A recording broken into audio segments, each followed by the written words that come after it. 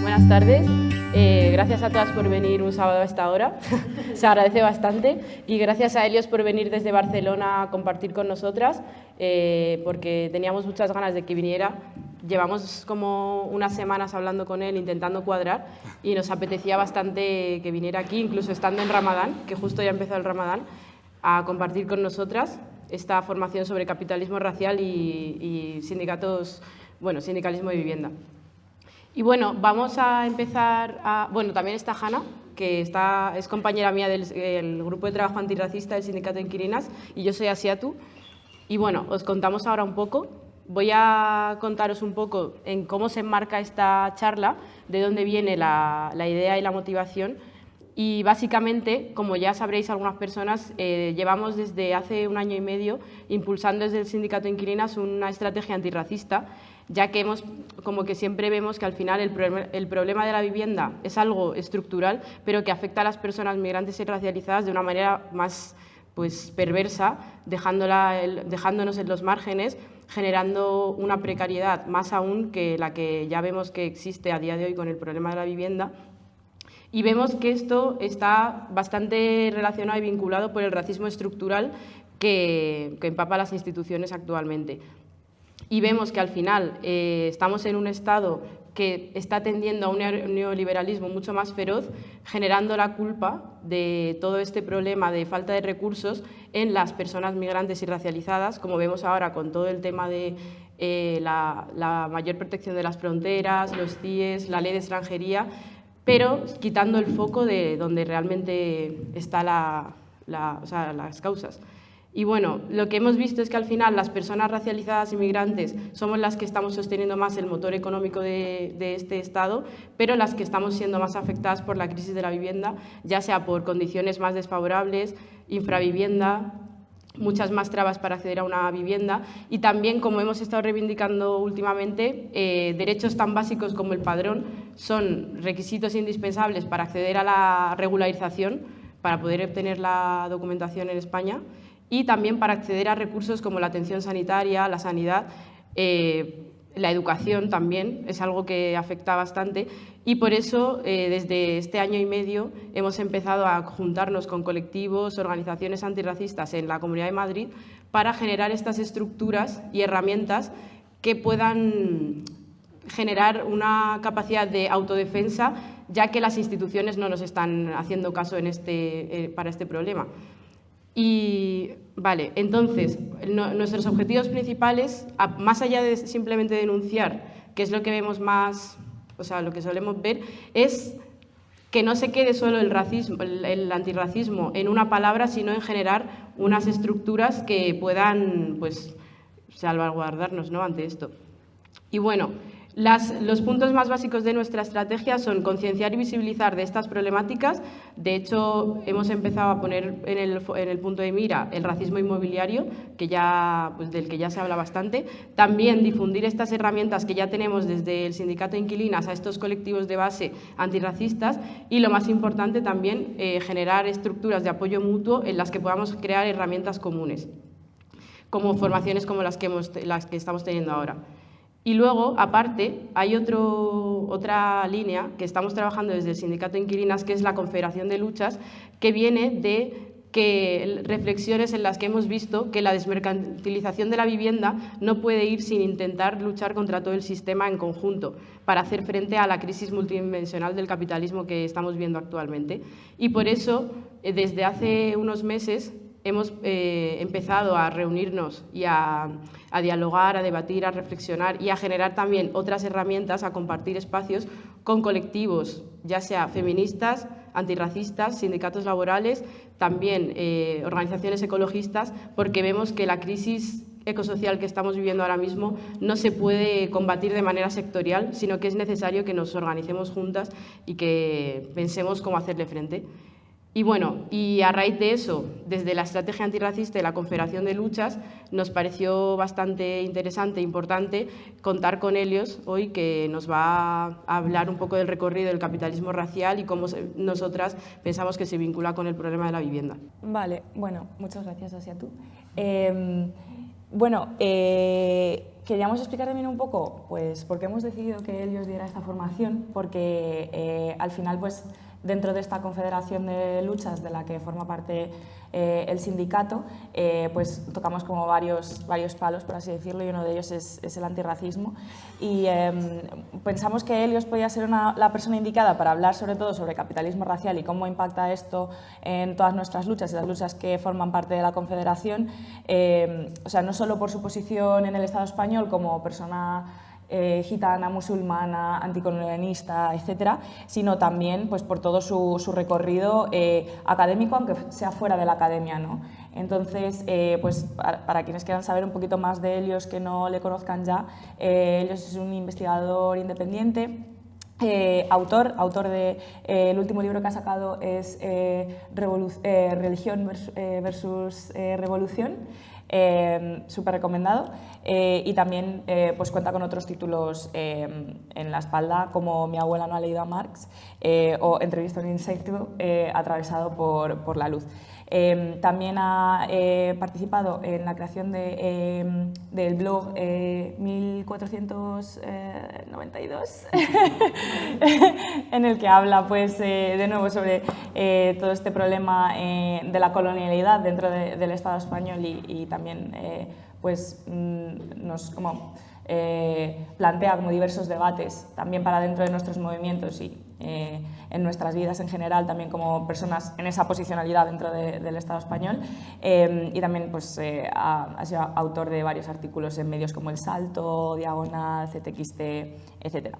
Entonces, pues antes de que Helios nos pueda pues contar un poco más sobre capitalismo racial, queríamos proponer una pequeña dinámica cortita, o sea, no más de 5 minutos, que es que pues, os giréis a la persona que tenéis al lado y que podáis hablar sobre esta pregunta que os proponemos, que es ¿cómo creéis que el capitalismo racial impacta a vuestra relación con la vivienda? Así que, adelante. Hola, sí, ¿no? Okay. Vale, pues buenas tardes a todas, todos. Muchas gracias, Ana Asiatu, por invitarme, por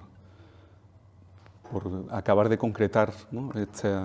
esta pequeña intervención a lo largo de esta tarde, que ha sido más difícil de lo que en un principio debería ser, algo así. Tengo que advertiros dos cosas, una de índole personal, otra conceptual. La primera es que le contaba a las compañeras que yo viajé desde Barcelona a Madrid el jueves y el jueves ya empecé a sentirme muy mal y ayer pasé un día horroroso, tanto que estuve a punto de cancelar la charla. Tenía un dolor de cabeza, náusea, muy mal, no sé. Al final me tomé algo y me empecé a sentir mejor al final de la noche, por lo que dije, bueno, hemos venido hasta aquí precisamente para esto, pero resulta que hoy es el primer día de Ramadán de 2025, ¿no? Estoy ayunando y el primer día de Ramadán siempre es algo, en mayúsculas, ¿no? Porque implica un cambio en las rutinas y es lo que debe ser, no es ningún drama. Pero claro, estando convaleciente, habiendo viajado y estoy ayunando, estamos en las horas anteriores a la ruptura del ayuno, creo que a las 7 se rompe aquí, cuando se pone el sol aquí en Madrid, así que imaginaos. Estaré bastante denso, probablemente, así que os pido disculpas de antemano, tened paciencia y compasión. ¿Okay? La segunda es de índole conceptual, ¿no? Y esto lo hablaba con Hanna, lo he estado hablando con ella a lo largo de estos días. Pero bueno, es interesante, es que el título de esta charla, que es precioso, puede llevar a equívocos, ¿no? Vamos a hablar de racismo, vamos a hablar de capitalismo, lo cual debería ya servir para responder a la pregunta que conforma el subtítulo, ¿por qué el sindicalismo de vivienda debería ser antirracista, ¿no? Y es que esta es una pregunta que funciona en realidad como un síntoma. En realidad desvela un problema serio que tenemos en el ámbito de todas las luchas dignas en el Estado español. Es que existe una gran resistencia a aceptar que el racismo es un problema. Existe esa resistencia, que el racismo existe en estos territorios, de hecho, lejos de nuestros guetos de afinidad. ¿Okay? Existe una gran resistencia a aceptar que el racismo es un problema que no es un problema anglosajón, que no es un problema yanqui, ¿okay? sino que es un problema internacional. ¿Okay? Y por otra parte existe una comprensión, por regla general, ¿okay? Una comprensión errónea del racismo, limitada en muchas ocasiones, psicologista, es una cuestión, a este le pasa algo, ¿verdad? No, es que le pasa, es que el racismo se cura viajando, o se cura leyendo. Esto que provoca en nuestros pequeños grupos de afinidad, provoca ya risa, sigue siendo una realidad. Y cualquiera que esté mínimamente involucrado en una lucha real, más allá de redes sociales y de los 4 amigos, sabe que esto es así. La comprensión general del racismo sigue siendo muy deficitaria y la reacción ante la aceptación del racismo y ante la aceptación incluso de tomar la raza como una categoría de análisis aquí, en nuestros territorios, es tremenda, todavía es tremenda, ¿no? De hecho, en el espacio progresista del Estado español, el racismo son siempre los otros, es la derecha, es el fascismo, ¿no? Aquí da miedo hablar del racismo, es un tabú, es mejor hablar, por lo tanto, de xenofobia, aunque nadie sepa muy bien de qué está hablando, o de discriminación, o de intolerancia, que ya es. Por eso es necesario desbrozar un poco, volver a desbrozar el terreno y explicar los términos, ¿no? Y explicar los términos desde la perspectiva de quienes se organizan para combatir el racismo. Y digo quienes se organizan para combatir el racismo, no de quienes lo sufren, y aquí hay un matiz importante. De hecho, esta sesión podría fácilmente llamarse ¿qué es el capitalismo racial?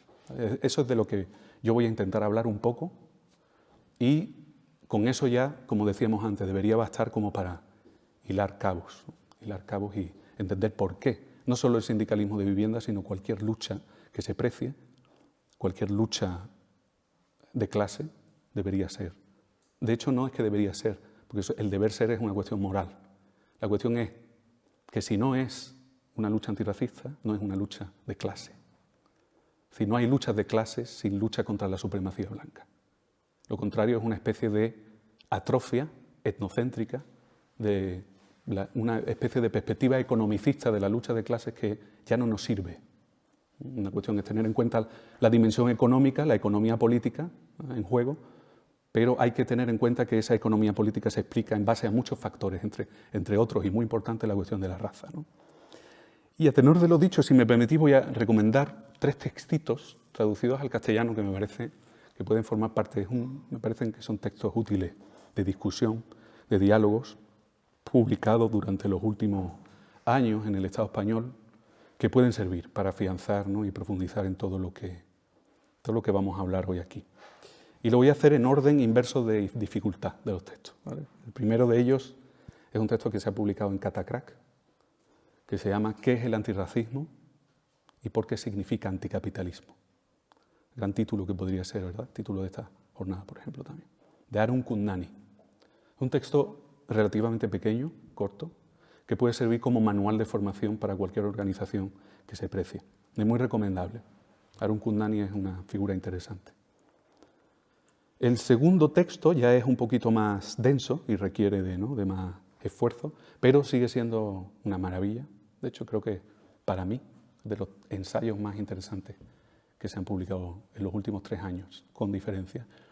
Y había mucha gente esperando a que ese ensayo se tradujera al castellano, y es Geografía de la Abolición, de Ruth Wilson Gilmore. Está publicado en Virus Editorial. Ruth Wilson Gilmore es una gran intelectual y militante política afroamericana que ha realizado todo su trabajo al calor de la lucha contra la industria penitenciaria desde el punto de vista de la lucha contra el capitalismo racial. ¿Okay? Ruth Wilson Gilmore es otra esencial. Y el último es el texto más importante porque es fundacional. ¿Okay? Es un libro difícil, denso y que se hace odiar a veces. Es el libro que se llama Marxismo Negro, la formación de la tradición radical negra. ¿Okay? Un libro del gran también intelectual y militante político Cedric J. Robinson. Se tradujo para Traficantes de Sueños hace unos años. Yo lo leí en 2016 en inglés, no soy bilingüe, el inglés no es mi lengua materna para nada, ni paterna, ni tierna. Entonces fue para mí un poquito traumático. Pero es un texto esencial, es decir, para mí fue una lectura decisiva Fue un antes y un después. Fue un antes y un después en mi forma de comprender el racismo. Fue un antes y un después en mi manera de entender el capitalismo. Y fue un antes y un después en mi manera de comprender el maridaje entre ambos. ¿Okay? Ayudándome a comprender que, como diría Ruth Wilson Gilmore, de nuevo, y lo voy a repetir porque tiene su complejidad, ella dijo, y repite, habitualmente lo repite mucho, dice, lo racial en el capitalismo no es secundario, primera idea, no es secundario. Segunda idea, ni se originó en el color ni en el conflicto intercontinental. Segunda idea. Tercera idea, sino casi siempre diferenciación grupal ante la muerte prematura.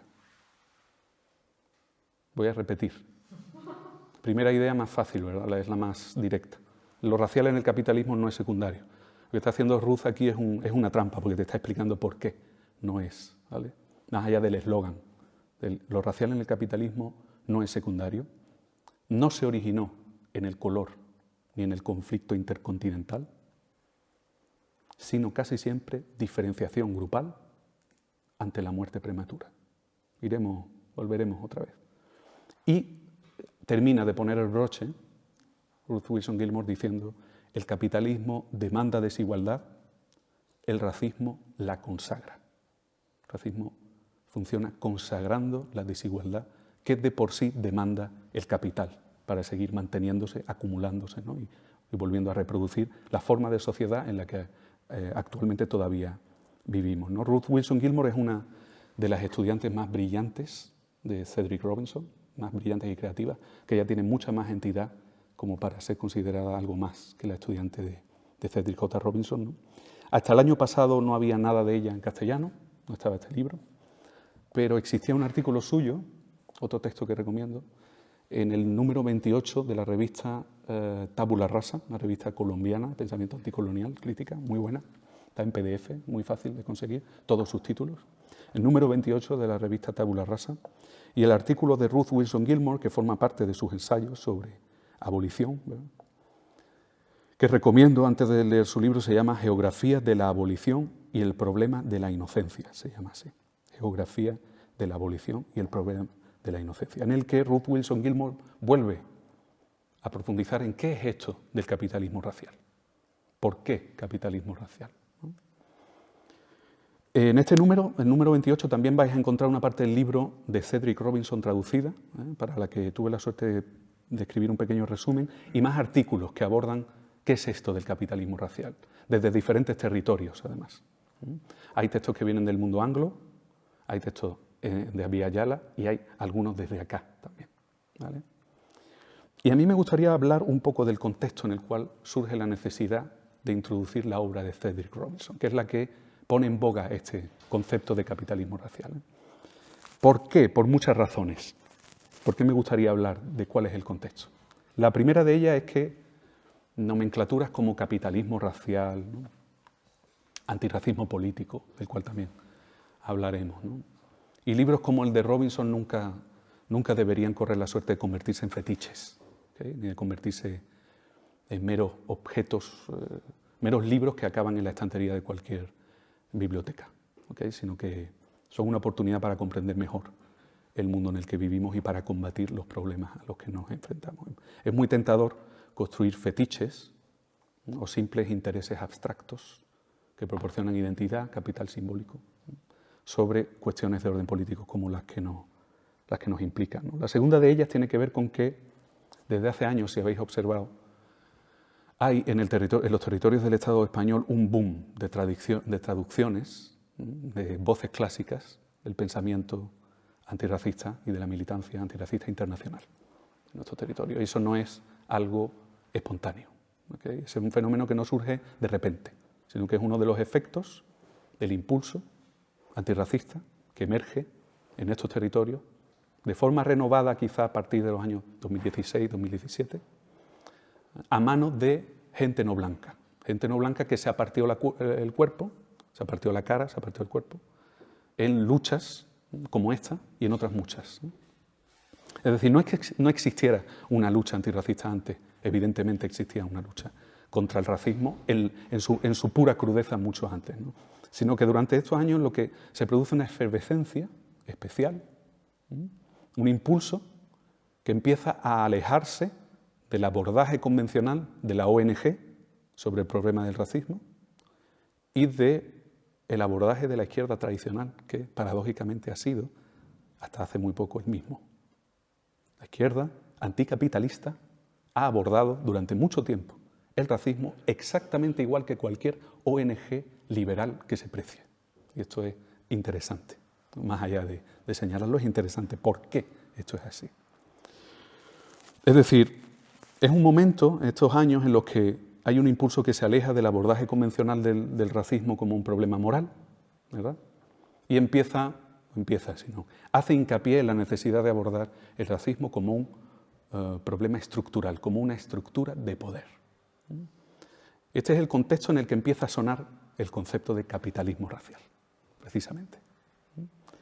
Y es importante advertir, de nuevo, ¿no?, que nada de esto es nuevo, ¿no?, sino que no era un fenómeno que perteneciera al mundo académico, ¿vale?, ni a las redes sociales, ni era un fenómeno aislado, ¿okay?, sino que eran, es decir, formas de comprender y combatir el problema del racismo que se originan al calor de las luchas de los pueblos del sur global contra el colonialismo y contra el capitalismo, así de sencillo.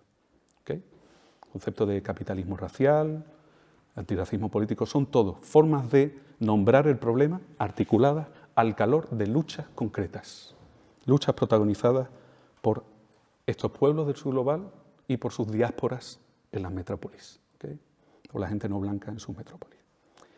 Teníamos el concepto de antirracismo político, ¿verdad?, que todavía nos sigue siendo útil también rescatar, y el de capitalismo racial.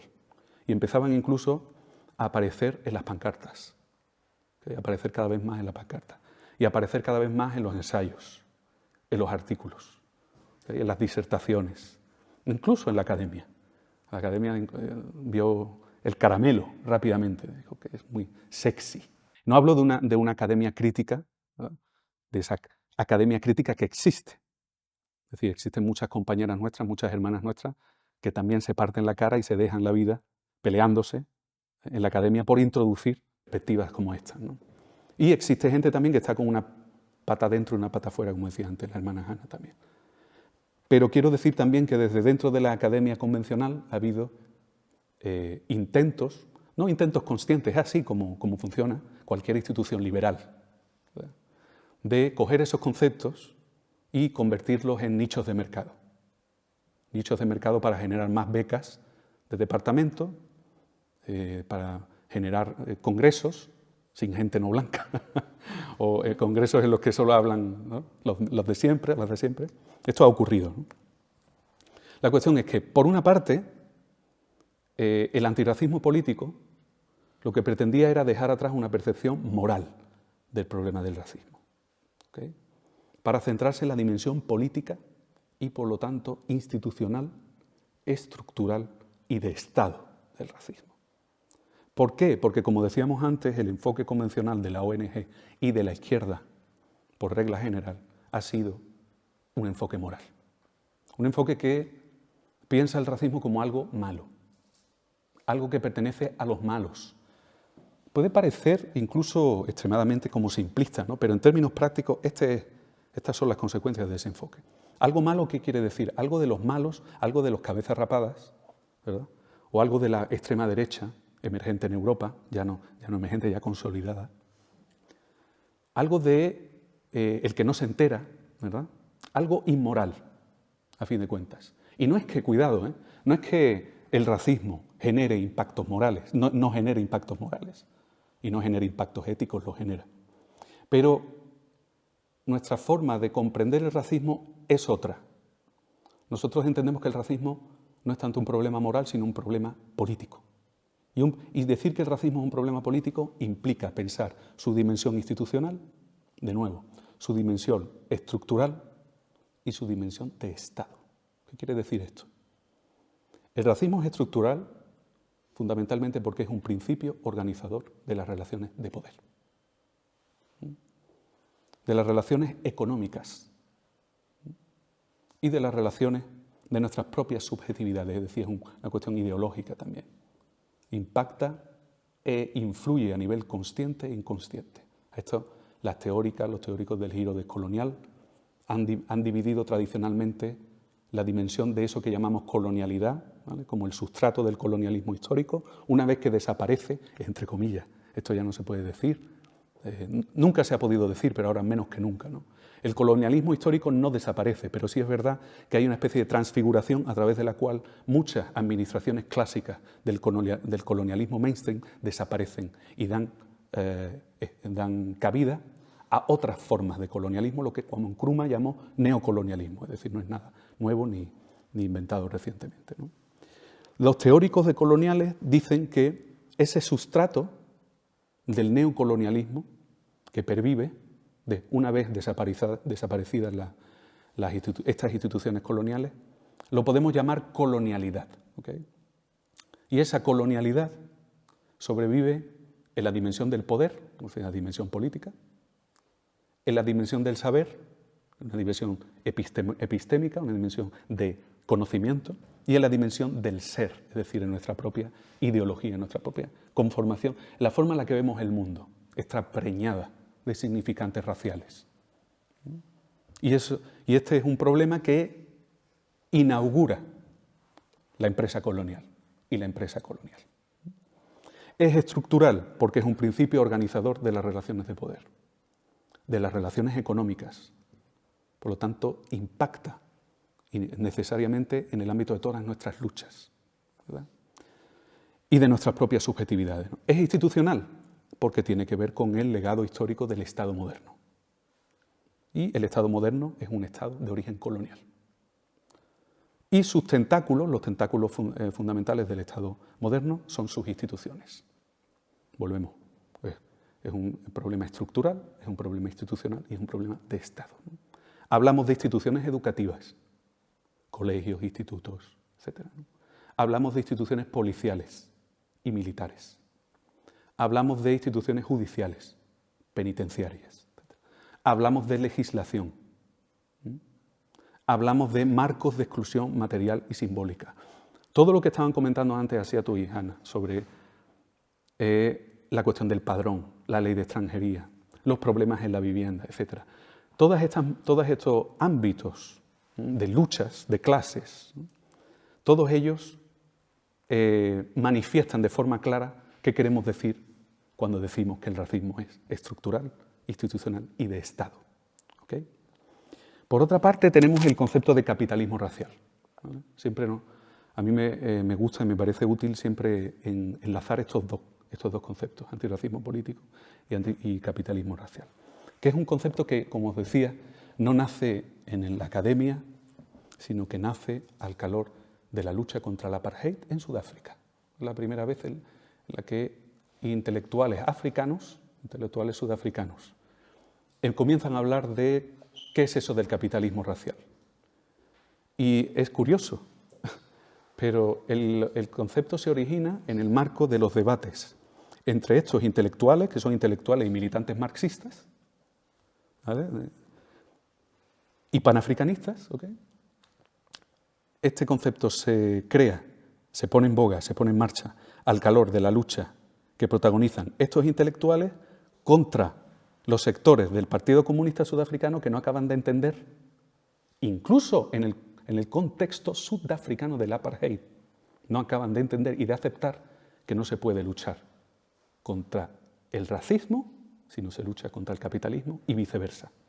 Este es el marco del debate, años 60-70, ¿vale? 60-70-80.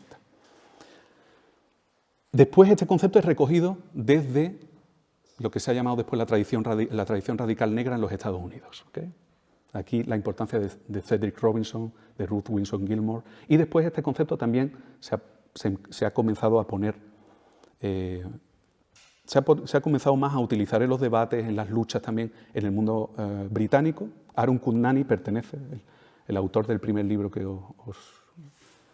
del que os hablaba, pertenece al contexto británico, ¿okay? Y llegó a Francia, ¿okay?, y llegó al Estado español, que ha seguido esa línea de continuidad, a través, de nuevo, de esas luchas, ¿no?, de luchas antirracistas protagonizadas por gente no blanca, involucrada en diversos frentes de acción y militancia, ¿no? La cuestión es, cuando empezó a hablarse de capitalismo racial, estos intelectuales panafricanistas se estaban refiriendo particularmente al contexto sudafricano. Poco a poco nos damos cuenta de que el capitalismo racial no es una forma de capitalismo concreta que suceda en Sudáfrica o que suceda exclusivamente en las colonias o en las excolonias. Robinson coge el concepto, lo internacionaliza, ¿sí?, y nos explica por qué el racismo no es una herramienta del capitalismo. Y aquí es el primer shock para una parte importante de la izquierda radical europea. Nos explica por qué el racismo no es una herramienta del capitalismo. Es decir, que el racismo no es superestructural al problema de clases, que es lo que se ha dicho desde siempre, desde la izquierda convencional, desde la izquierda marxista ortodoxa, que el racismo es un problema superestructural al problema de clases, como se ha venido defendiendo durante mucho tiempo, que también el género era un problema superestructural a la lucha de clases. ¿Okay? Comprender el racismo y combatirlo de manera adecuada no depende en última instancia de la identidad de los individuos. Este es otro apunte importante que nos viene heredado de la tradición radical negra. Y la tradición radical negra, cuidado también, es una manera de llamar la herencia del cimarronaje en nuestros siglos y de la que somos deudoras todos los que nos ubicamos en una lucha antirracista concreta, sea el lugar en el que sea. En estos momentos somos deudores de la tradición del cimarronaje, que no es, como en muchas ocasiones han querido hacer mostrar elementos de la izquierda más eurocéntrica, cuestiones yanquis, que se importan, sino que tienen que ver con luchas concretas, de nuevo, luchas concretas, políticas, luchas internacionalistas, que nacen al calor de la lucha de esos pueblos contra la opresión colonial que sufren. La cuestión es, el primer dato que os he dado, ¿no?, el primer eslogan, el primer eslogan que parece así un poco a veces difícil de comprender es: el racismo no es una herramienta del capitalismo, sino que raza y clase vienen desde el inicio imbricadas, funcionan juntas. No hay una estructura y una superestructura. Este es el primer desafío que lanza la tradición radical negra y que lanzan estos intelectuales y militantes panafricanistas. El segundo, comprender el racismo y combatirlo de manera adecuada no depende en última instancia de la identidad de los individuos. Porque lo que nos recuerda otra vez otro de los grandes discípulos de Frederick Robinson es que hablar de raza no es, como se pudiera esperar, hablar sobre identidades, sino que referirnos a una estructura de poder. Esa estructura de poder, como no podía ser de otra manera, impacta en identidades culturales, identidades nacionales, identidades políticas. Y la raza, que nunca se da sin clase, palpita tras la división internacional del trabajo. Y palpita tras las formas institucionales de deshumanización que sitúan a determinados pueblos por debajo de otros. Y es uno de los criterios sobre los que se pone en marcha desde inicio de la empresa imperial y colonial la ciudad moderna, sus fronteras, materiales y simbólicas, sus centros y sus periferias. Actualmente sigue siendo así.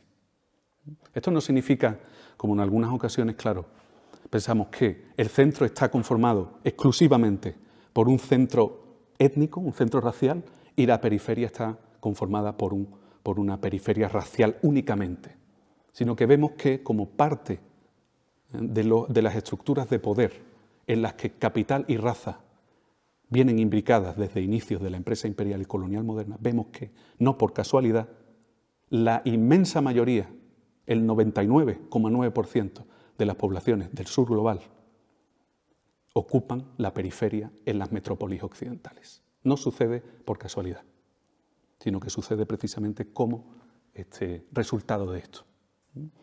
Las poblaciones de las excolonias y las poblaciones racializadas al interior de los estados europeos como los gitanos, que ocupamos esos espacios junto a nuestras hermanas africanas, nuestros hermanos magrebíes, etcétera, etcétera, etcétera, no por casualidad.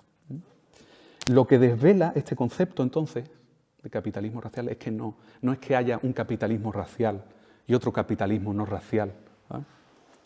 Sino que desde los propios orígenes del sistema capitalista esta relación entre clase y raza es estructural, es internacional y es ineludible.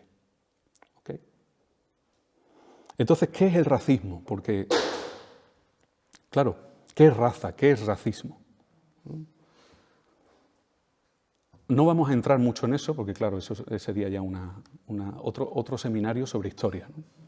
Pero es verdad que viene bien al menos para poner algunos puntos sobre las IES, ¿no? Desde una genealogía crítica del análisis sobre la emergencia del racismo, atenta al pensamiento anticolonial, lo que podemos comprobar es que parte importante de la ideología, de la génesis de eso que llamamos racismo, de la génesis de la ideología colonial, está en estos territorios. Está en la historia de la cristiandad imperial ligada a acontecimientos históricos como las cruzadas, por ejemplo, siglos XI, XIII. La era de los encubrimientos, de la colonización de Abya Yala, la expulsión de los judíos y los moriscos, la puesta en marcha de la empresa colonial esclavista moderna durante el siglo XVI, la persecución del pueblo gitano, etc. Todos esos son fenómenos ligados a las bases coloniales de la emergencia del modo de producción capitalista. Y todos estos fenómenos nos dirigen de nuevo a estos territorios. A estos territorios. Con estos territorios me refiero, claro, no estamos hablando de la conformación nacional actual, pero es cierto que, especialmente desde el pensamiento decolonial latinoamericano, ya se dijo desde hace mucho tiempo, que el Imperio Español fue el primer Estado moderno. El primer Estado moderno. ¿Okay? Y es precisamente desde Portugal, siglo XV, y España, siglo XVI, que se pone en marcha la empresa colonial. Incluso desde un pensamiento marxista. Tenemos que reconocer que el origen del modo de producción capitalista se encuentra en la empresa colonial. Esto es El Capital, capítulo 4 y 5 del primer tomo, 24 y 25 del primer tomo del Capital. Marx habla de esto. Marx habla de esto en su libro. Entonces, también lo digo porque a veces yo lo he hecho, lo digo porque yo lo he hecho cuando tenía 18, 19 años, ¿sabes? El marxismo, pero lo cierto es que Marx era mucho más interesante que muchos de sus discípulos actuales. Y vio cosas que a menudo no se han recogido adecuadamente por sus discípulos aquí. Sí han sido recogidas por muchos de sus alumnos y de sus lectores y lectoras en todo el llamado tercer mundo. ¿Por qué en el continente africano? ¿Por qué en Asia? ¿Por qué en América Latina? Siempre ha habido gente que ha estado involucrada en una lectura crítica de la obra de Marx. Y esto está en todos los movimientos anticoloniales, en todos los movimientos panafricanistas. Había socialistas. De hecho, el socialismo fue fundamental y no se comprendían esas luchas sin el socialismo. Es decir, el socialismo y el comunismo no son inventos europeos. Eso es lo que también reivindicaban estas grandes líderes y estos movimientos, ¿no? Entonces, por eso decimos que la raza forma parte de la división internacional del trabajo, ¿no? Y esta es la puerta de entrada a una comprensión más adecuada de los procesos de acumulación del capital. De hecho, es el capítulo dedicado a la acumulación del capital, en el que Marx habla de cuáles son los acontecimientos que hablan de la acumulación del capital, cuáles son, y habla de la colonización, habla de la empresa esclavista. Marx dice, estos son los elementos que anuncian la emergencia de un modo de producción llamado capitalismo. ¿Okay?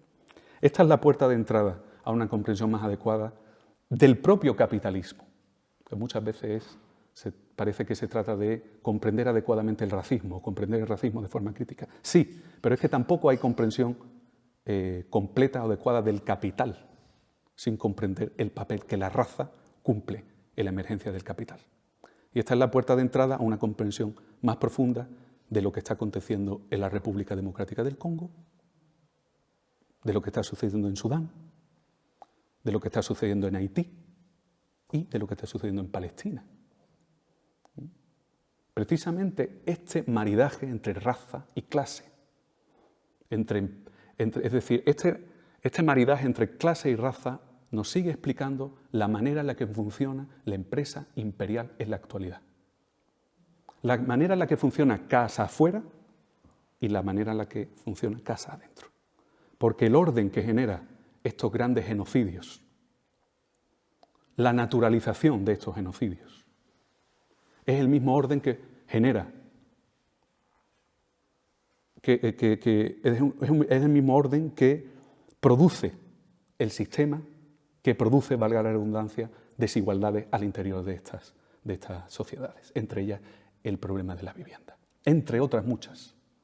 Todas esas desigualdades que provienen, como ya sabemos, ¿verdad? Eso no hace falta que aquí lo discutamos, ¿no? Que tienen su origen en el capital, ¿verdad? Y en un modo de producción muy particular y en un modo de sociedad creado al servicio de ese modo de producción, están íntimamente relacionados con la empresa imperial y con la empresa colonial. Hanna ayer me pasó la formación de Yayo Herrero, y es que Yayo Herrero propiamente ya hablaba de esto, ¿no?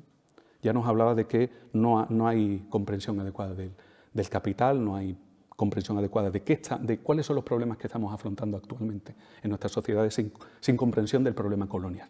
Y la comprensión del problema colonial nos obliga a mirar el presente internacional con ojos renovados, ¿no? Palestina nos ha forzado, pero es cierto que antes de que se recrudeciese el genocidio, en marcha desde mucho antes, ¿no? Desde antes del 48 incluso, ya estaba en marcha. Es decir, ya podíamos observar, si echábamos un vistazo crítico al orden internacional, ya podíamos observar cómo la opresión de estos pueblos está ligada a los modos de producción que generan desigualdad en nuestras sociedades. El genocidio en el Congo es el claro ejemplo de ello. Por otra parte, un genocidio que está siendo completamente invisibilizado y que tampoco es nuevo. Entonces, parte de esta formulación de la historia colonial demuestra, y esto es importante para el Sindi o para cualquier sindicato que se precie, ¿no? Demuestra que la interpretación eurocéntrica de la lucha de clases, recluida en los contornos del imaginario blanco, es insuficiente. Que la lucha de clases es lucha contra la supremacía blanca o no es lucha de clases.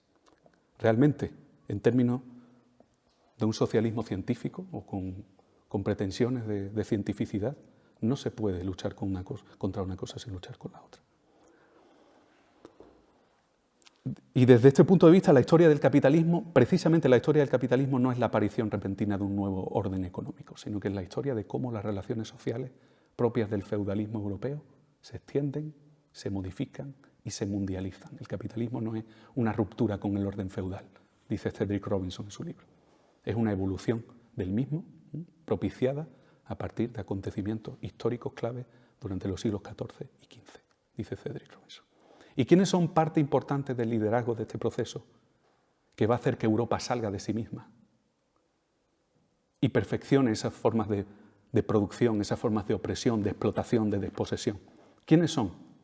Pues una clase emergente llamada la burguesía. La emergencia de nuevas mitologías raciales que explican formas de opresión, formas de desposesión, formas de explotación, que están ya siendo puestas en marcha al interior de Europa, según Cedric Robinson. Esto es lo rompedor que propone él, una de las muchas cosas rompedoras que propone Cedric Robinson, es que él dice, la raza no se crea ex nihilo de repente cuando el colonizador llega allí, ¿vale? Y ve a los pueblos originarios y dice, yo soy blanco, tú no lo eres. Sino que ya hay un caldo de cultivo, no es que existiera antes como tal, pero hay un caldo de cultivo que no es solo un caldo de cultivo ideológico o simbólico, es un caldo de cultivo ligado a relaciones sociales, ligado a formas de producción, que se están comenzando. Esas burguesías que están queriendo hacerse con el control y el poder de sus sociedades, empiezan a darse cuenta de que Europa ya no es suficiente. Estamos hablando de la Guerra de los 100 años, estamos hablando de la peste, estamos hablando de que Europa se ve pequeña ya. Esas clases burguesas necesitan salir afuera para sobrevivir. Y ahí viene la emergencia de la empresa imperial y de la empresa colonial. Entonces, esos individuos que llegan allí ya vienen, ¿verdad?, lastrados, ya vienen preñados de cierta forma de ver el mundo, que es lo que facilita que desarrollen y ahonden en esas formas nuevas de subalternización que llamaríamos raza, ¿verdad? Que esas son sí categorías propias del siglo XVI. Es decir, es la burguesía ¿verdad? La burguesía que genera mitologías raciales. Porque, como decíamos antes, raza e identidad no son una unidad, ¿no? No hablamos de, cuando hablamos de raza no hablamos de identidades, hablamos de estructuras de opresión. Estructuras de opresión, estructuras de desposesión y estructuras de explotación. Opresión, desposesión y explotación. De hecho, y aquí es algo interesante también, de hecho, en muchas ocasiones, muchos de nosotros ya empezamos a decir, aunque utilicemos estos términos para referirnos a nosotros mismos actualmente, términos como gitano, negro, moro, etc., no son términos culturales, sino que son términos económicos. ¿Por qué? Porque son términos, conceptos que revelan el papel que todos y cada uno de estos pueblos han cumplido en las formas de producción del capital desde inicios de la modernidad. Mi pueblo no se denominaba a sí mismo gitano. Es un concepto heredado de la historia colonial, que revela un lugar asignado, pero no un lugar asignado solo a mi comunidad, sino un lugar funcional a la emergencia de un nuevo orden. Todos nuestros pueblos cumplieron un papel en la emergencia de ese nuevo orden llamado capital. Todos, y muy particularmente los pueblos africanos. Muy particularmente los pueblos africanos, al calor de la empresa transnacional, ¿no? De la esclavitud. La proletarización educa y disciplina en la diferenciación. Por eso muchas veces cuando decimos nativa o extranjera es la misma clase obrera, muchos de nosotros decimos no. No significa que no haya luchas comunes, no significa eso.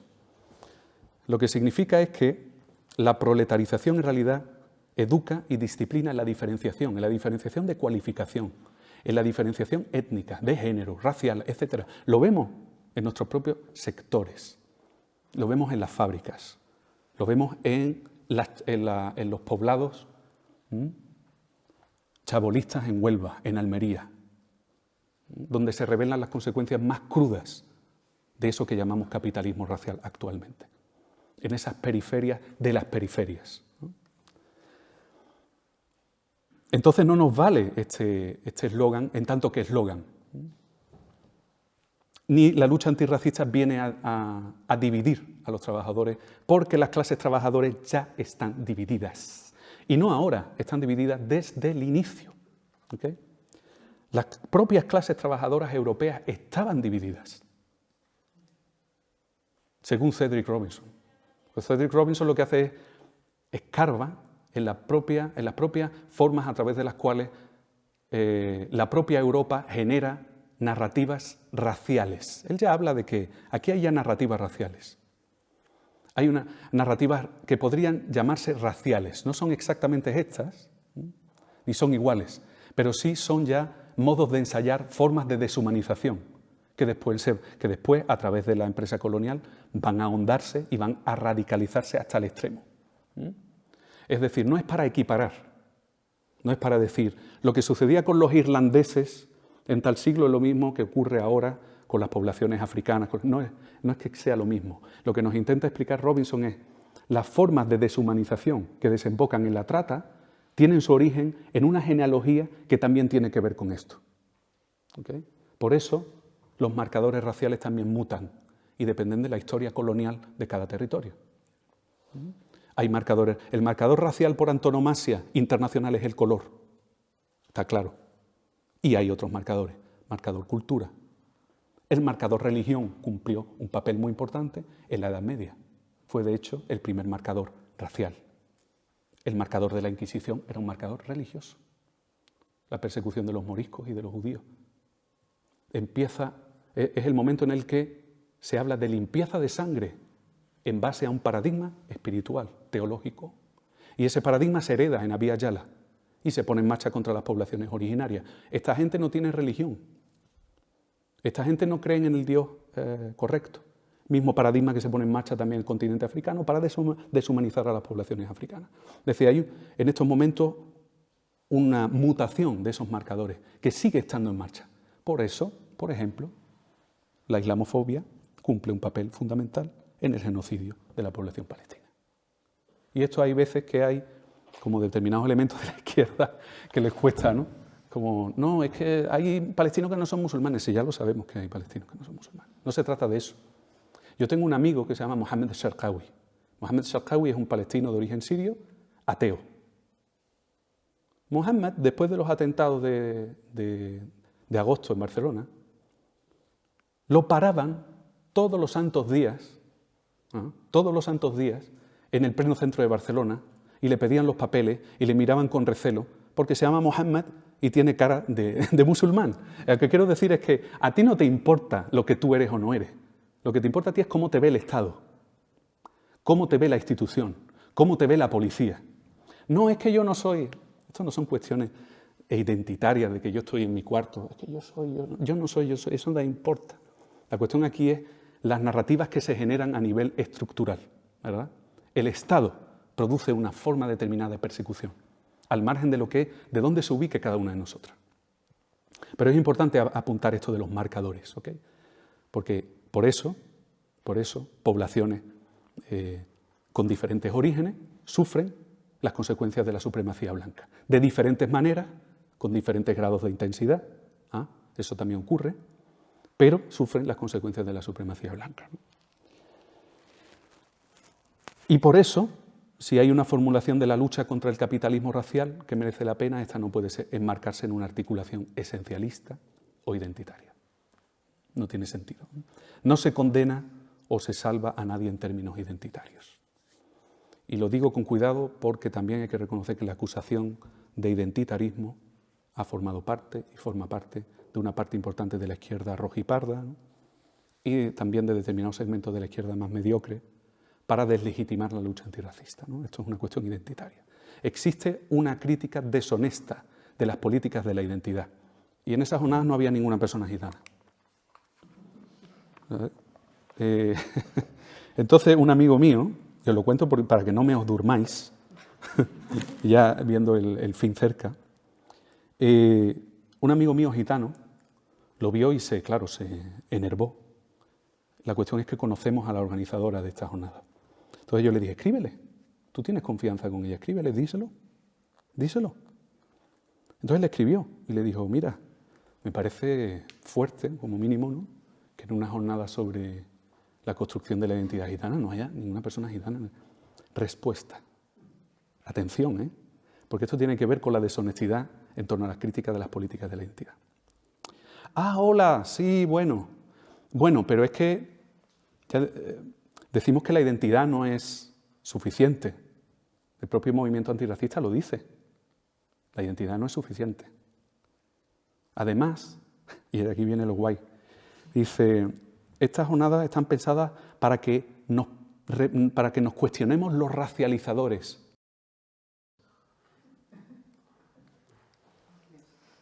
Para que nos cuestionemos los racializadores. ¿Os dais cuenta de lo retorcido, no? Primero porque la racialización es un proceso dialéctico que afecta a dos partes. No estamos los racializados y los no racializados. Las personas blancas también están racializadas, en la cumbre, racializadas. Si no, no estarían en la cumbre, ¿no? Es un proceso de subalternización dialéctica que tiene que ver, como decíamos, procesos históricos, ¿verdad?, a través de los cuales se conforma la raza, y la raza es dialéctica. La raza es una relación de poder, no es un concepto abstracto. Por eso organiza la División Internacional del Trabajo. ¿Y qué significa que organiza la División Internacional del Trabajo? Que sabemos que a nivel mundial, a nivel internacional y a nivel local, el último eslabón de la cadena sigue siendo ocupado ¿por quién? Por las poblaciones no blancas, que comparten con los sectores más precarizados de las clases trabajadoras pauperizadas de las propias poblaciones del lugar.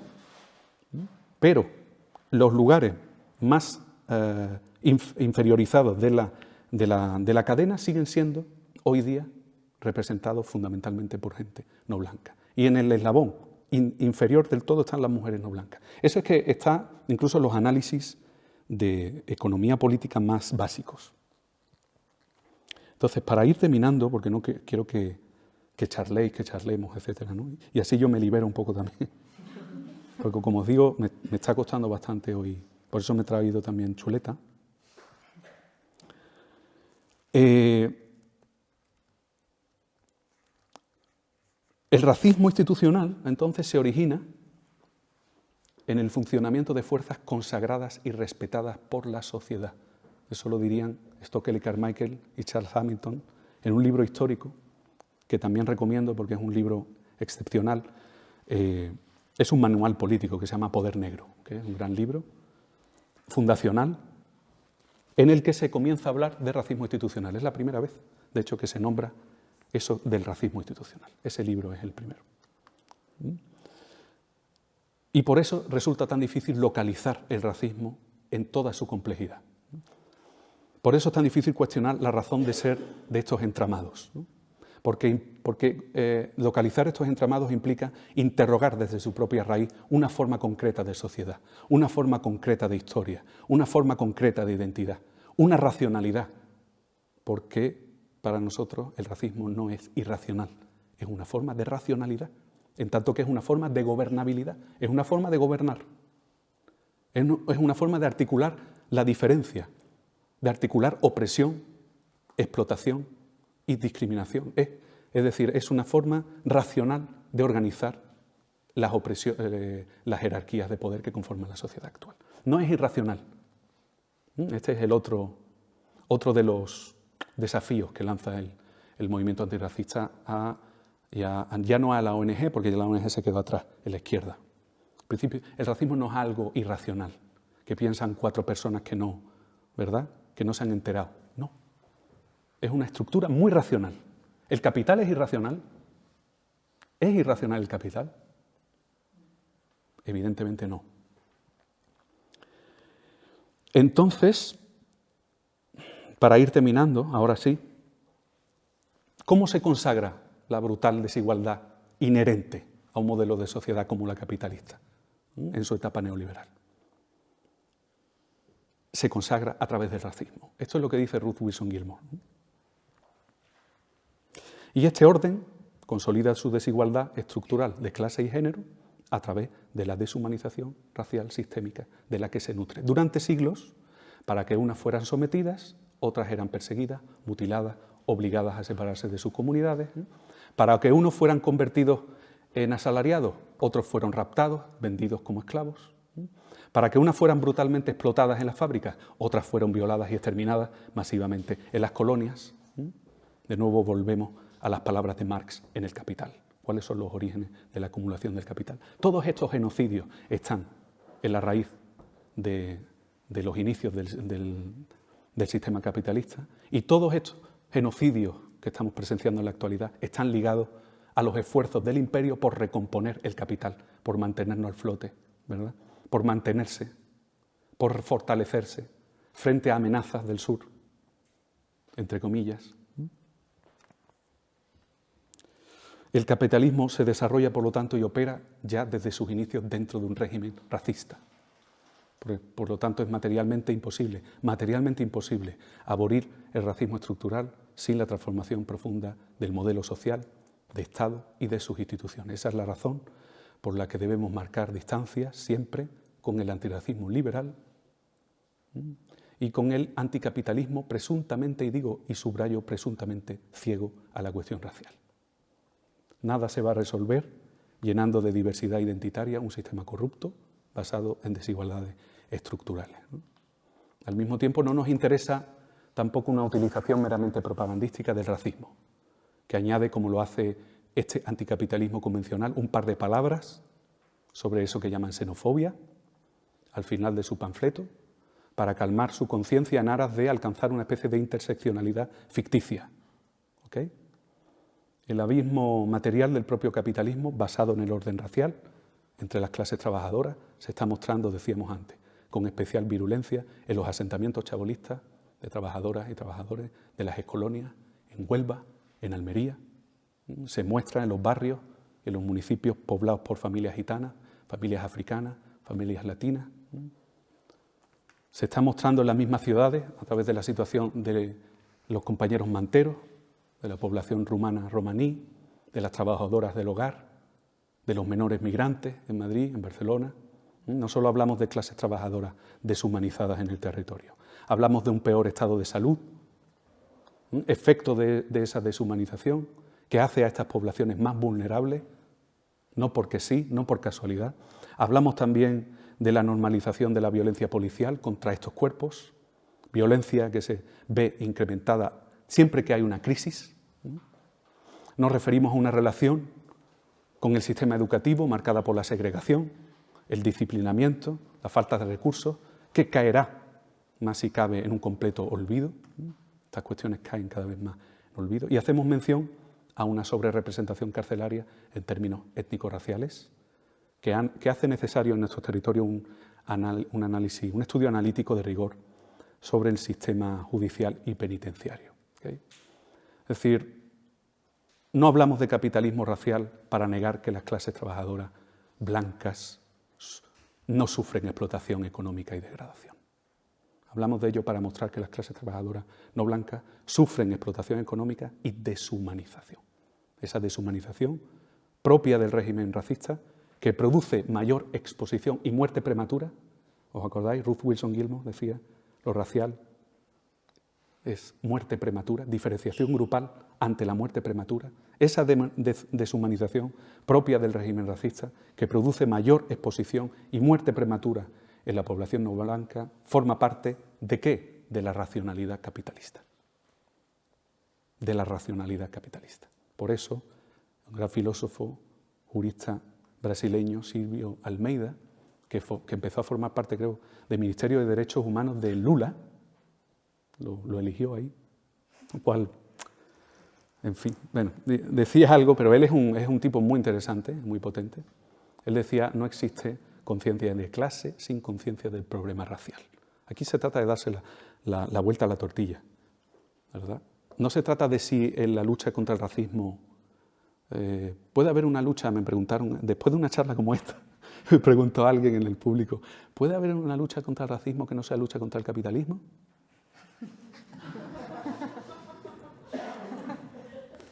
Y dije, la cuestión no es preguntar si es posible una lucha contra el racismo que no sea una lucha contra el capitalismo. La cuestión es advertir que no hay lucha contra el capital sin lucha contra la supremacía blanca.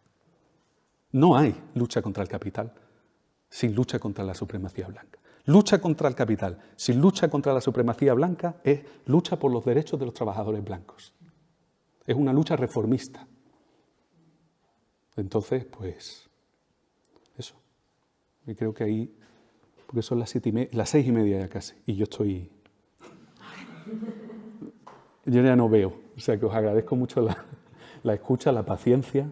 Os pido de nuevo disculpas por la posible densidad de la exposición. Y, en fin, creo que tenemos todavía un ratito para charlar, si queréis. ¿Sí?